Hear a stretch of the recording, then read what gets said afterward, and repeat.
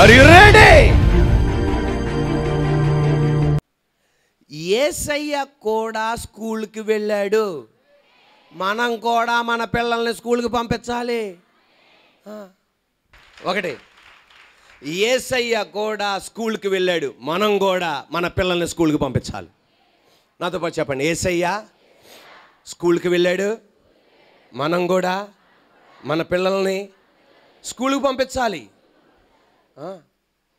ఆయన స్కూల్కి వెళ్ళటం ఏంటంటే, ఆయన దేవుడు మనిషిగా ఈ లోకానికి వచ్చాడు. ఆయన స్కూల్కి ఎందుకు వెళ్ళాడు తెలుసా? యేసు ప్రభు వారు బాప్టిజం తీసుకున్నారు. బాప్టిజం తీసుకోవాలా? చెప్పండి అమ్మా. ఆయన బాప్టిజం తీసుకోవాలా? యెషయా గ్రంథం 6వ అధ్యాయం చెప్పబడుతుంది, 2 రెక్కలతో మొహము కప్పుకొని 2 రెక్కలతో పాదము కప్పుకొని పరిశుద్ధుడు పరిశుద్ధుడు పరిశుద్ధుడని ముమ్మారు ప్రతి గానములు చేస్తున్నాయి. ఇప్పుడు కూడా చేస్తున్నాయి, ప్రతి గానాలు చేస్తున్నాయి. అంటే 3 సార్లు పరిశుద్ధుడు పరిశుద్ధుడు. పరలోకములో పరిశుద్ధుడు, భూమి మీద పరిశుద్ధుడు, పాతాళములో పరిశుద్ధుడు, ఎక్కడైనా ఆయన పరిశుద్ధుడే. అటువంటి పరిశుద్ధుడు బాప్టిజం తీసుకోవాలా? కాదు. మనిషిగా వచ్చినప్పుడు ఆయన మాదిరి చూపెడుతున్నాడు. నేను బాప్టిజం తీసుకున్నా, నీటిలో మునిగి మీరు కూడా బాప్టిజం తీసుకోండి. యేసయ్య ప్రార్థన చేశాడు, ఆయన ప్రార్థన చేయాలా? యేసయ్య ప్రార్థన చేశాడు, ప్రార్థన అవసరమా? కానీ మనిషిగా వచ్చాడు, ప్రార్థన ఆయన చేశాడు. మీరు కూడా ఏం చేయండి? యేసయ్య ఉపవాసం ఉన్నాడు, ఆయనకు ఉపవాసం అవసరమా? ఉపవాస ప్రార్థన అవసరమా? కాదు. ఆయన మాదిరి చూపెట్టాడు, మనం కూడా ఏం చేయాలి? మాదిరి. ఆయన వాక్యం చదివాడు, ఆయనే వాక్యం చదవాలా? అక్కర్లా. ఆయన మాదిరి చూపెట్టాడు, మనం కూడా మాదిరి చూపెట్టాలి. యేసే స్కూల్కి వెళ్ళాడు, దానికి వెళ్ళాలా? అక్కర్లా. కొలస్సీ రాసిన పత్రిక 2:3 బుద్ధి జ్ఞాన సర్వ సంపదలు ఆయన యందు గుప్తములై ఉన్నాయి. యాకోబు 1:5 మీలో జ్ఞానం ఎవరికైనా కొద్దుగా ఉన్న ఎడల నన్ను అడుగు అని సవాలు చేసిన నా దేవుడు మనిషిగా వచ్చినప్పుడు స్కూల్కి వెళ్ళాడు. దానికి అర్థం, నేను వెళ్ళా, మీ బిడ్డలు కూడా పంపించండి. ఒకవేళ పట్టణంలోనే పెద్ద స్కూల్లో పంపించే స్తోమత ఇచ్చాడా? అక్కడ పంపించు. అలా లేదా తెలుగు మీడియంలో పంపించే స్తోమత ఇచ్చాడా? అక్కడ పంపించు. ఇంగ్లీష్ మీడియం పంపించే స్తోమత ఇచ్చాడా? అక్కడ పంపించు. అది లేదండి అంగన్వాడీలో పంపిస్తున్నాడు, అక్కడ పంపించు. అది లేదండి మా ఎలిమెంటరీ స్కూల్ గవర్నమెంట్ స్కూల్ అక్కడ పంపించు. ఏమండి, దేవుడు మీ అబ్బాయి స్థితిని మార్చేది. దేవుడు మీ అబ్బాయి స్థితిని మార్చేది. యేసయ్య స్కూల్కి వెళ్ళాడా అని డైరెక్ట్గా యేసయ్య స్కూల్కి వెళ్ళాను అని లేదు అక్కడ. కానీ ఉంది, యేసయ్య సమాజ మందిరానికి వెళ్ళాను అంటే యూదుల ఆచార ప్రకారం 6 సంవత్సరాల దాకా ఇంట్లో తల్లిదండ్రులు బోధిస్తారు. యోసేపు మరియమ్మలు బోధించారు, ధర్మశాస్త్రం గురించి బోధిస్తారు. అలాగే వాళ్ళకి తెలిసిన లెక్కల గురించి బోధిస్తారు, వాళ్ళకి తెలిసిన సైన్స్ గురించి బోధిస్తారు. 7వ సంవత్సరం నుండి 12, 13 సంవత్సరాల దాకా ఎక్కడ బోధిస్తారు తెలుసా? సమాజ మందిరములో. సమాజ మందిరములో సోమవారం వెళ్ళాలి, మంగళవారం వెళ్ళాలి, బుధవారం వెళ్ళాలి, గురువారం వెళ్ళాలి, శుక్రవారం వెళ్ళాలి. యేసు ప్రభు కాలంలో సబ్జెక్టులు ఏంటి తెలుసా? అక్కడ ధర్మశాస్త్రం, ఆదికాండం, నిర్గమకాండం, లేవ్యకాండం, సంఖ్యాకాండం, ద్వితీయోపదేశకాండం, యెషయా గ్రంథం, కీర్తనల గ్రంథం, సామెతల గ్రంథం, ఇటువంటిది సబ్జెక్టులు. తర్వాత సబ్జెక్ట్ ఏంటి తెలుసా?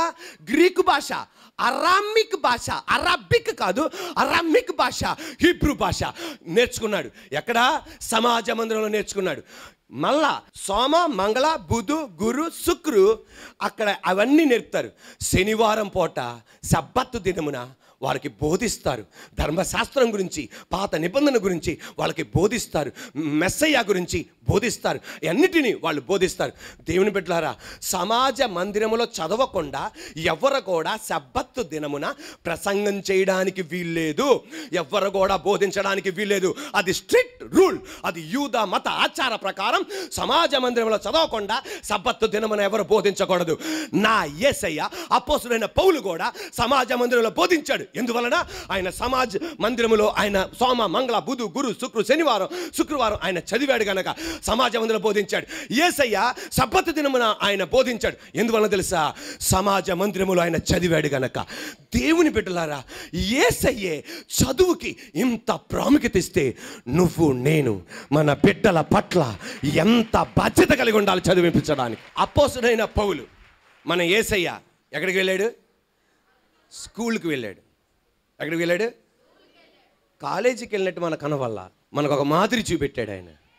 దానికి అర్థం నీ బిడ్డల్ని స్కూల్తో ఆపమని కాదు, కాలేజీకి కూడా పంపించండి, తర్వాత ఎక్కడ కూడా పంపించండి, యూనివర్సిటీకి కూడా పంపించండి. అపోస్తలుడైన పౌలు స్కూల్లో చదివాడు, కాలేజీలో చదివాడు, యూనివర్సిటీలో చదివాడు. 6 సంవత్సరాల దాకా అమ్మా నాన్న బోధించారు. 7వ సంవత్సరం నుండి సమాజ మందిరంలో 12 సంవత్సరాల దాకా, 12 సంవత్సరాల నుండి 20 సంవత్సరాల దాకా అనేకమైన గురువుల దగ్గర, రబ్బీల దగ్గర నేర్చుకున్నాడు. తర్వాత ఆయన గమాలియేల్ పాదం దగ్గర నేర్చుకున్నాడు.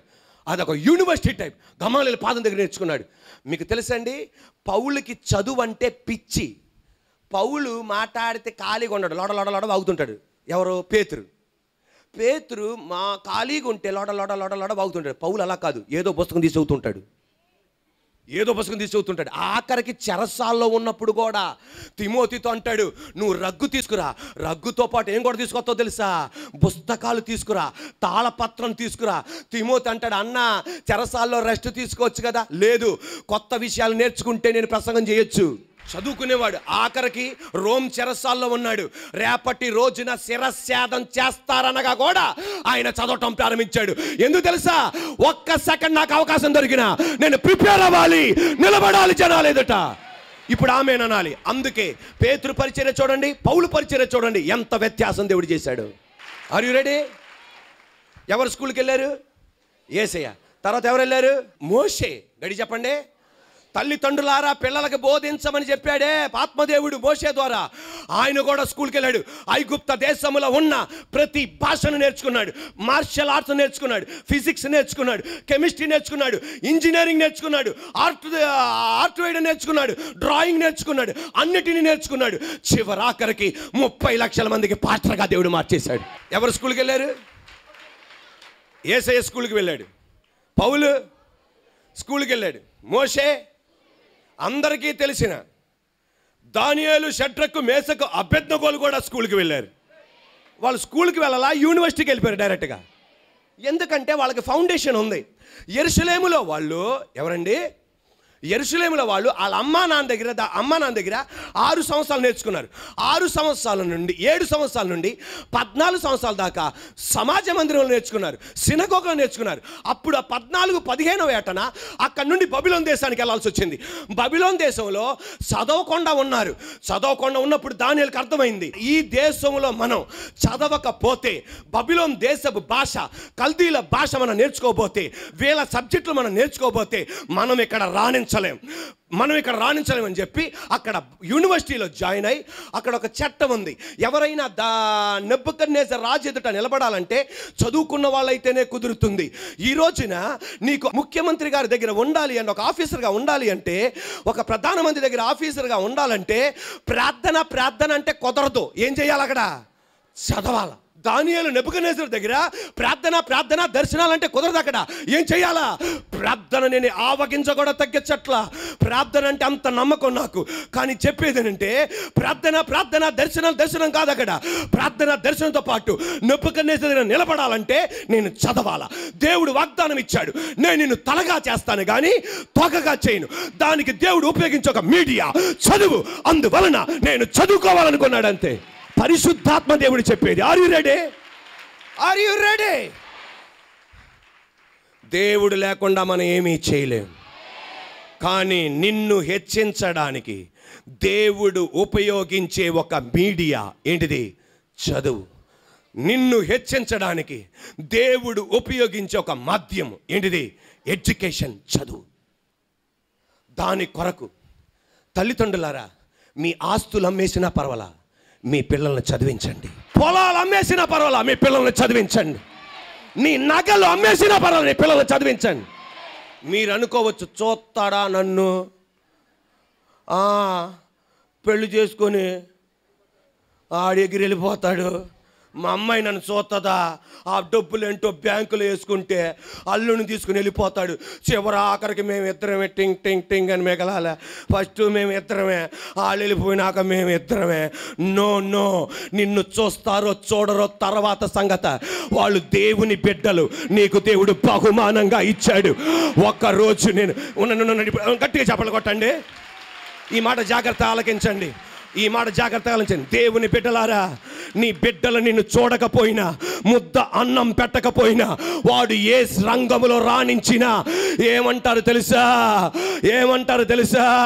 వాళ్ళ గుండెల్లో ఉంటది, మా అమ్మ నాన్నే దేవుడు తర్వాత, మా అమ్మ నాన్న చదివించడం వలనే ఈ స్థితికి వచ్చాను అని చెప్పుకుంటారు.